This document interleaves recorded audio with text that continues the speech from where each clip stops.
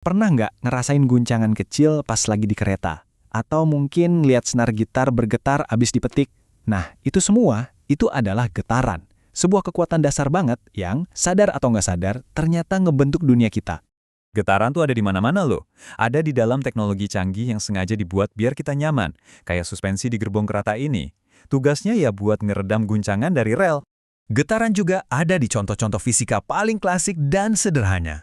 Coba deh lihat pendulum yang berayun, gerakannya itu loh teratur banget, bisa ditebak. Dan ini nih yang bikin para ilmuwan penasaran dari dulu. Dan di sisi lain, yang paling ngeri nih, getaran juga jadi inti dari kekuatan alam paling dahsyat di planet ini. Ya, gempa bumi. Jadi dari hal sepele sampai yang bikin merinding, ngertiin soal getaran tuh penting banget kan? Oke, sekarang kita bedah lebih dalam yuk. Biar benar-benar paham, kita mulai dari yang paling dasar dulu. Jadi, apa sih sebenarnya getaran itu? Kalau mau dijelasin secara resmi, getaran itu ya gerakan bolak-balik sebuah benda di sekitar posisi setimbangnya. Anggap aja posisi setimbang itu titik di mana benda itu bakal diam kalau nggak diapa-apain. Jadi, getaran itu kayak tarian tanpa henti di sekitar titik diam itu.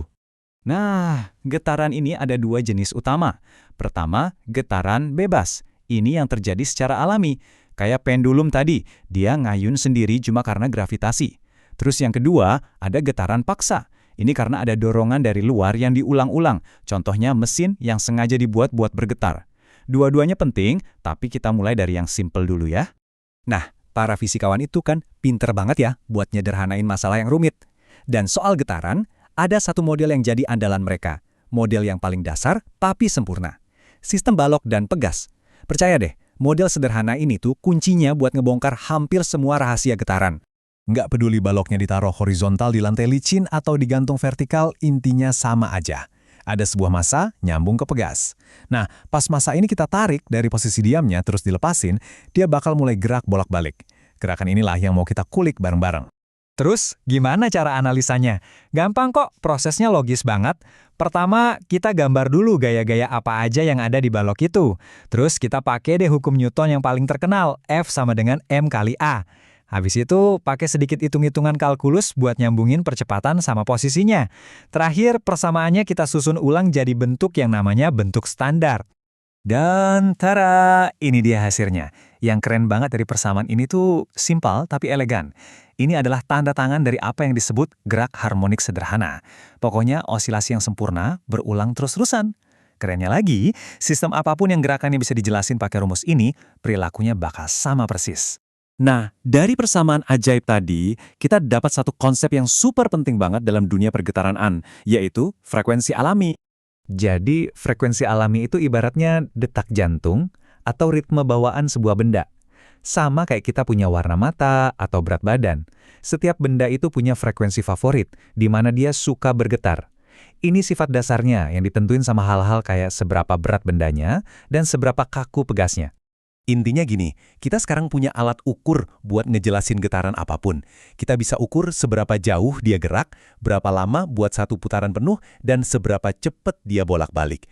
Istilah-istilah ini tuh kayak bahasa khusus buat ngobrolin dunia getaran yang seringkali nggak kelihatan ini.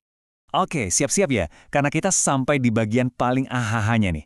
Kenapa sih model balok dan pegas tadi itu keren banget? Soalnya, hukum yang sama ternyata berlaku juga buat sistem lain yang kelihatannya beda jauh. Coba kita lihat deh, gimana ini bisa terjadi. Contohnya, pendulum sederhana. Sistem yang dulu dipelajari abis-abisan sama Galileo. Cuma massa yang digantung pakai tali kan? Kelihatannya beda banget sama balok di atas pegas tadi, ya nggak? Tapi coba lihat ini. Pas kita turunin rumus geraknya buat si pendulum, hasilnya luar biasa. Rumusnya punya bentuk standar yang sama persis kayak model balok dan pegas tadi. Ini nunjukin betapa indahnya fisika itu.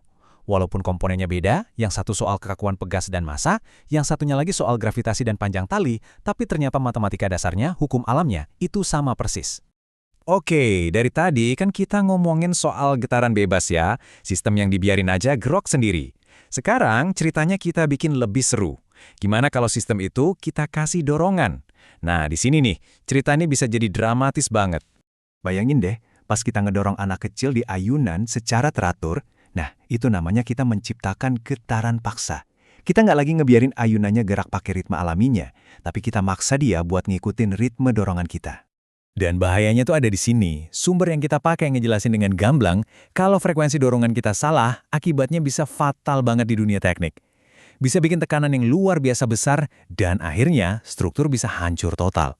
Fenomena berbahaya ini namanya resonansi. Dan ini cuma terjadi di satu momen yang sangat spesifik, yaitu pas frekuensi dorongan dari luar sama persis dengan frekuensi alami sistem itu sendiri. Pas resonansi terjadi, setiap dorongan itu kayak nambahin bensin ke api di waktu yang pas banget. Akibatnya, amplitudo atau besarnya getaran bakal membesar gila-gilaan. Gerakannya jadi makin liar, makin besar, sampai seringkali sistemnya nggak kuat nahan dan hancur berantakan. Ini ngebawa kita ke satu pemikiran terakhir yang cukup dalam. Kita udah lihat kalau setiap benda, dari senar gitar sampai jembatan gantung, punya frekuensi alaminya masing-masing. Ritme uniknya sendiri. Jadi coba bayangin, gempa bumi itu kan bisa ngasilin getaran dengan berbagai macam frekuensi. Artinya apa? Artinya, dengan frekuensi yang pas, bahkan kekuatan yang tadinya kelihatan kecil pun punya potensi buat mengguncang dunia.